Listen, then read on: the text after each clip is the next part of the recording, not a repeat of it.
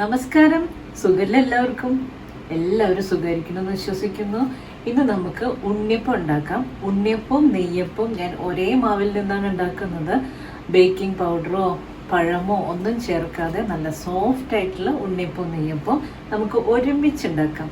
അപ്പോൾ ഇതെങ്ങനെ ഉണ്ടാക്കണേന്ന് നമുക്കൊന്ന് കണ്ടു നോക്കാം. എല്ലാ കൂട്ടുകാർക്കും പ്രീതാസ് ഫുഡ് ചാനലിലേക്ക് സ്വാഗതം. ഇതുണ്ടാക്കാനുള്ള മാവ് ആദ്യം നമുക്ക് തയ്യാറാക്കാം. അപ്പം ഞാനിതിലേക്ക് 1 കപ്പ് അരിപ്പൊടി, ഇത് 250 ml മെഷർമെൻറ്റിലുള്ള കപ്പാണ് കേട്ടോ. അപ്പോൾ ഒരളവിൽ അരിപ്പൊടി എടുക്കുന്നുണ്ട്. പത്തിരിപ്പൊടിയാണ് എടുത്തിട്ടുള്ളത്. അപ്പം നമ്മുടെ കയ്യിൽ ഈ കപ്പ് മെഷർമെൻറ്റ് ഇല്ലെങ്കിൽ ഗ്ലാസ് അളവിൽ എടുത്താലും മതി കേട്ടോ. പിന്നെ 1 കപ്പ് മൈദ. അപ്പം 4 തരം പൗഡർ ഉപയോഗിച്ചിട്ടാണ് നമ്മളിവിടെ ഉണ്ടാക്കുന്നത്. പിന്നെ ചേർക്കുന്നത് 1 കപ്പ് റവ. അപ്പം എല്ലാം ഒരേ അളവിൽ തന്നെയാണ് എടുക്കുന്നത്. പിന്നെ ചേർക്കുന്നത് 1 കപ്പ് ഗോതമ്പ് പൊടി. അപ്പം ഈ 4 പൊടികളും ചേരുമ്പോൾ ഇത് 1 കിലോളം ആവും. ഈ പൗഡറെല്ലാം ഒന്ന് മിക്സ് ചെയ്തെടുക്കാം. ഇനി ചേർക്കുന്ന ഇൻഗ്രീഡിയൻസ് എന്താണെന്ന് വെച്ച് കഴിഞ്ഞാൽ തേങ്ങാക്കൊത്താണ്. ഒരു അരമുറി തേങ്ങാക്കൊത്താണ് ഇവിടെ എടുത്തിട്ടുള്ളത്. ചെറുതാക്കി പീസസ് ആക്കി മാറ്റിയിട്ടുണ്ട്. പിന്നെ ചേർക്കുന്നത് ഒരു മീഡിയം സൈസ് തേങ്ങ ചിരകിയതാണ്. അപ്പോൾ സാധാരണ ഉണ്ണിയപ്പം ഉണ്ടാക്കുമ്പോൾ തേങ്ങ ചിരകിയത് അങ്ങനെ വറുത്തിടാറില്ല. പക്ഷെ തേങ്ങ ചിരകിയതും കൂടെ വറുത്തിടുമ്പോൾ നല്ല ടേസ്റ്റാണ്. പിന്നെ ഞാനിവിടെ ഉണ്ണിയപ്പത്തിനും നെയ്യപ്പത്തിനും ഒരേ മാവ് തന്നെയാണ് ഉപയോഗിക്കുന്നത്. അപ്പോൾ ഒരേ മാവിൽ നമുക്ക് 2 പലഹാരങ്ങൾ ഒരുമിച്ച് ഉണ്ടാക്കാൻ പറ്റും. അപ്പോൾ ഈ തേങ്ങാക്കൊത്തും തേങ്ങ ചിരകിയത് നമുക്ക് നെയ്യിലൊന്ന് വറുത്തെടുക്കണം. പിന്നെ വേണ്ടത് ശർക്കരയാണ്. അപ്പോൾ ഞാനിവിടെ 1/2 കിലോളം ശർക്കര 2 ഗ്ലാസ് വെള്ളം ഒഴിച്ചിട്ട് ഒന്ന് ഉരുക്കിയെടുക്കണം. അപ്പോൾ ഇത് 1/2 കിലോളം ഉണ്ട്. പൊടികളെല്ലാം ചേരുമ്പോൾ 1 കിലോ പൊടിയുണ്ട്. 1 കിലോ പൊടിക്ക് 1/2 കിലോ ശർക്കര മതിയാവും. അപ്പോൾ ഈ ശർക്കര ഒന്ന് നമുക്ക് ഉരുക്കിയെടുക്കണം. ഇതിലേക്ക് 2 ഗ്ലാസ് വെള്ളം ഒഴിച്ചു കൊടുക്കുന്നുണ്ട്.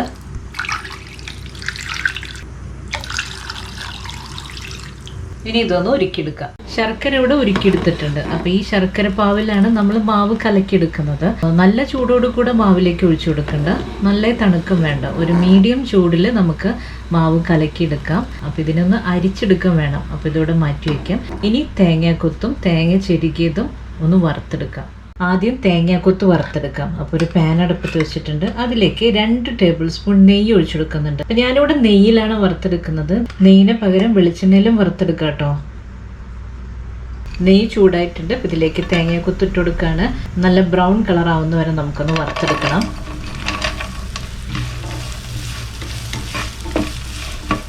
തേങ്ങാക്കൊത്ത് നല്ല ബ്രൗൺ കളർ ആവുന്ന വരെ വറുത്തെടുത്തിട്ടുണ്ട്. അപ്പം ഇതിന് കോരി മാറ്റാം. ഇനി ഇതേ നെയ്യിലേക്ക് തന്നെ തേങ്ങ ചെരുകിയതും കൂടെ ഇട്ട് കൊടുക്കുകയാണ്.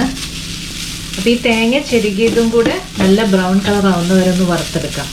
ഇപ്പം ചിരകിയ തേങ്ങയും നല്ല ബ്രൗൺ കളർ ആവുന്ന വരെ വറുത്തെടുത്തിട്ടുണ്ട്. ഇനി 1 ടേബിൾ സ്പൂൺ എള്ള് ചേർക്കുന്നുണ്ട്. ഇതേ ചൂട്ടിലേക്ക് തന്നെ ഒരു 2 സെക്കൻഡും കൂടെ ഒന്ന് നമുക്ക് മിക്സ് ചെയ്തെടുക്കാം. ഇപ്പം എള്ള് നമ്മൾ ചെറുതായിട്ടൊന്ന് ചൂടാക്കി എടുത്തിട്ടുണ്ട്. ഫ്ലെയിം ഓഫ് ചെയ്യാണ്. ഇനി ഇതെല്ലാം കൂടെ നമുക്ക് കൂട്ടിയിട്ട് നമ്മുടെ ബാറ്റർ തയ്യാറാക്കണം.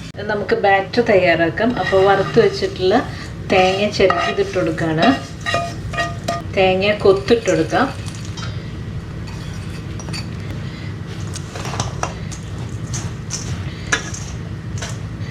മിക്സ് ചെയ്തെടുത്തിട്ടുണ്ട്. ഇനി നമുക്ക് ശർക്കര ഉരുക്കിയത് ഒഴിച്ചു കൊടുക്കാം.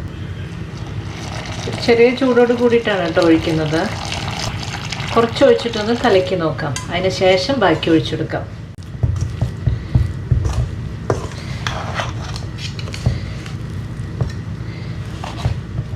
ബാക്കിയുള്ളതും കൂടെ ഒഴിച്ചു കൊടുക്കുകയാണ്. ഇത് ഫുള്ള് ഒഴിച്ചു കൊടുക്കുന്നുണ്ട്. നന്നായിട്ട് ഇതിനെ മിക്സ് ചെയ്തെടുക്കാം. അപ്പം നല്ല ലൂസ് ആവാനും പാടില്ല, നല്ല തിക്കും ആവാനും പാടില്ല. ഒരു മീഡിയം ലെവലിലായിരിക്കണം നമ്മുടെ ബാറ്റർ. മൈദയും ഗോതമ്പ് പൊടിയും ഒക്കെ ചേർത്തിട്ടുണ്ട്. നല്ല സോഫ്റ്റ് ആയിരിക്കും നമ്മുടെ ഉണ്ണിയപ്പം. പിന്നെ ഇതിൽ പഴം ചേർക്കുന്നില്ല, ബേക്കിംഗ് പൗഡർ ചേർക്കുന്നില്ല. പഴവും ചേർക്കാതെ തന്നെ നല്ല സോഫ്റ്റായിട്ട് ഉണ്ടാക്കിയെടുക്കാൻ പറ്റിയ ഒരു ഉണ്ണിയപ്പമാണ് ഉണ്ണിയപ്പം നെയ്യപ്പം. ഒരേ ബാറ്റർ തന്നെയാണ് നമ്മൾ യൂസ് ചെയ്യുന്നത്. പിന്നെ മൈദയും ഗോതമ്പൊക്കെ ചേർക്കുന്നത് നല്ല സോഫ്റ്റ് ആവാൻ വേണ്ടിയിട്ടാണ്. പിന്നെ റവ തരി കിട്ടാൻ വേണ്ടിയിട്ടാണ്. പിന്നെ അരിപ്പൊടിയിൽ മാത്രം ഉണ്ടാക്കുകയാണെങ്കിൽ നല്ല കല്ല് പോലെ ഇരിക്കും, അത്രയും സോഫ്റ്റ് ആയിരിക്കില്ല. പഴം ചേർത്താൽ നല്ല ടേസ്റ്റാണ്. പക്ഷേ പിറ്റേ ദിവസം ആകുമ്പോഴേക്കും അത് കേടാവും. 2 ഗ്ലാസ് വെള്ളത്തിലാണ് ശർക്കര പാവാക്കി മാറ്റിയത്. പക്ഷെ നമുക്ക് കുറച്ചും കൂടെ വെള്ളം ആവശ്യമുണ്ട്. അപ്പോൾ ആവശ്യത്തിനുള്ള വെള്ളം ഒഴിച്ചു കൊടുത്തിട്ട് നമുക്കിനി കലക്കിയെടുക്കാം. കുറച്ച് വെള്ളം ഒഴിച്ചെടുക്കുന്നുണ്ട്. നമുക്കിനി മിക്സ് ചെയ്തെടുക്കാം.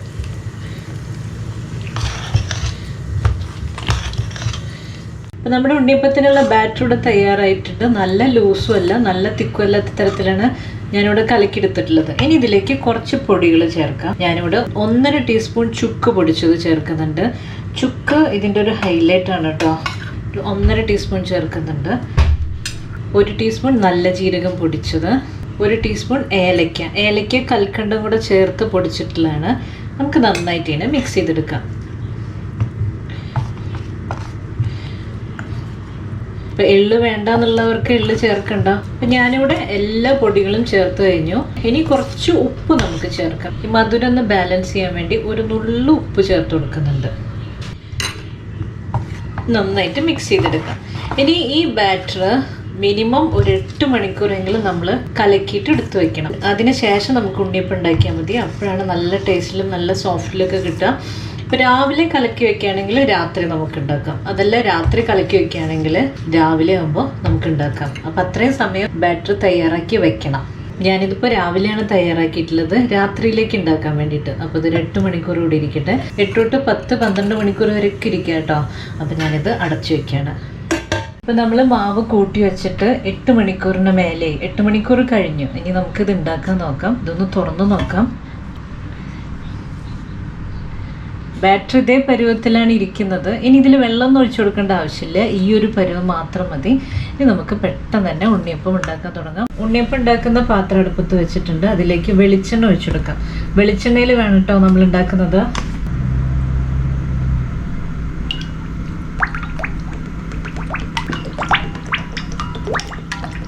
ഇപ്പം ഇത് നിറച്ച് വെളിച്ചെണ്ണ ഒഴിച്ചു കൊടുത്തിട്ടുണ്ട്. ഇനി വെളിച്ചെണ്ണ ഒന്ന് ചൂടാവട്ടെ. ഇപ്പോൾ വെളിച്ചെണ്ണ നല്ല ചൂടായിട്ടുണ്ട്. ഇനി ഞാൻ ഫ്ലെയിം ഒന്ന് മീഡിയം ആക്കാൻ പോവാണ്. ഇനി മാവ് നമുക്ക് ഒഴിച്ചു കൊടുക്കാം. ഇപ്പം ഞാനൊരു ടേബിൾ സ്പൂൺ അളവിലാണ് നമുക്ക് ഓരോ കുഴിയിലേക്കും ഒഴിച്ചു കൊടുക്കാം. അങ്ങനെ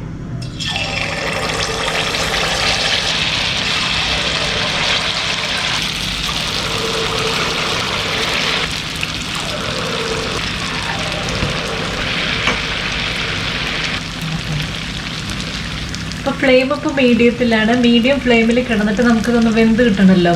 നന്നായി വെളിച്ചെണ്ണ ചൂടായതിന് ശേഷം നമുക്ക് ഫ്ലെയിം മീഡിയം ആക്കിയിട്ടാണ് ഞാൻ മാവ് ഒഴിച്ചു കൊടുത്തിട്ടുള്ളത്. അപ്പോൾ ഇത് ഓൾറെഡി പാകമായി കഴിയുമ്പോഴേ ഇതിങ്ങനെ പൊന്തി വരും, എണ്ണയിൽ നിന്ന് ഇങ്ങനെ പൊന്തി വരും. അപ്പോൾ ഞാനിതിന് മറിച്ചിട്ട് കൊടുക്കുകയാണ്. പിന്നെ മാവ് ഒഴിച്ചു കൊടുക്കുമ്പോൾ നമ്മൾ 3/4 ഭാഗത്തോളം മാവ് ഒഴിച്ചു കൊടുത്താൽ മറ്റു ഷേപ്പിൽ കിട്ടാനായിട്ട് നമ്മൾ 3/4 ഭാഗത്തോളം ഒഴിച്ചു കൊടുത്താൽ മതി. എൻ്റെ ഈ കുഴി അല്പം ഡീപ്പായിട്ടുള്ള കുഴിയാണ്. അപ്പോൾ ഞാൻ അധികം മാവ് ഒഴിച്ചു കൊടുത്തിട്ടില്ല.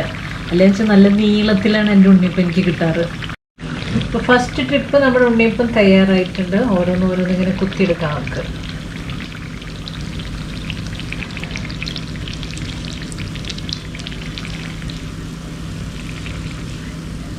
ഇതുപോലെ ബാക്കിയുള്ള മാവ് കോരി ഒഴിച്ചുണ്ടാക്കാം.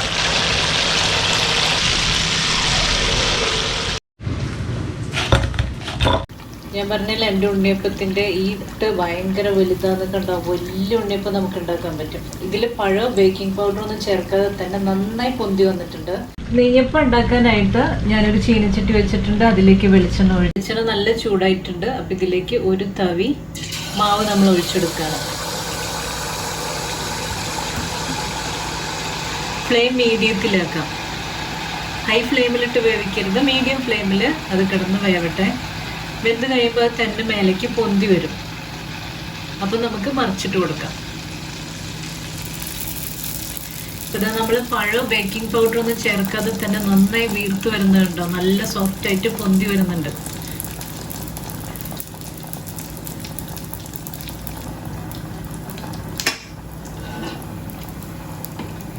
മറിച്ചിട്ട് കൊടുക്കുകയാണ്.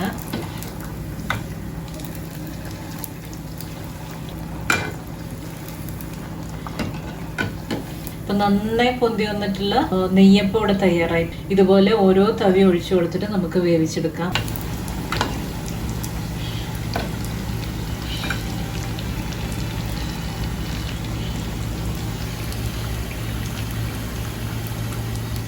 ഒരേ ബാറ്ററിൽ നിന്ന് തന്നെയാണ് നമ്മൾ ഈ ഉണ്ണിയപ്പവും നെയ്യപ്പവും ഉണ്ടാക്കിയിട്ടുള്ളത്. ഇത് പുറമെ കാണുമ്പോൾ നല്ല ക്രിസ്പിയാന്ന് തോന്നും, ഉള്ളിൽ നല്ല സോഫ്റ്റാണ്. ഞാൻ ഒരെണ്ണം പൊട്ടിച്ച് കാണിച്ചു തരാം. കണ്ടോ, നല്ല ടേസ്റ്റി ആയിട്ടുള്ള ഉണ്ണിയപ്പാണിത്. നെയ്യപ്പം ഒരെണ്ണം മുറിച്ച് കാണിച്ചതാണ്.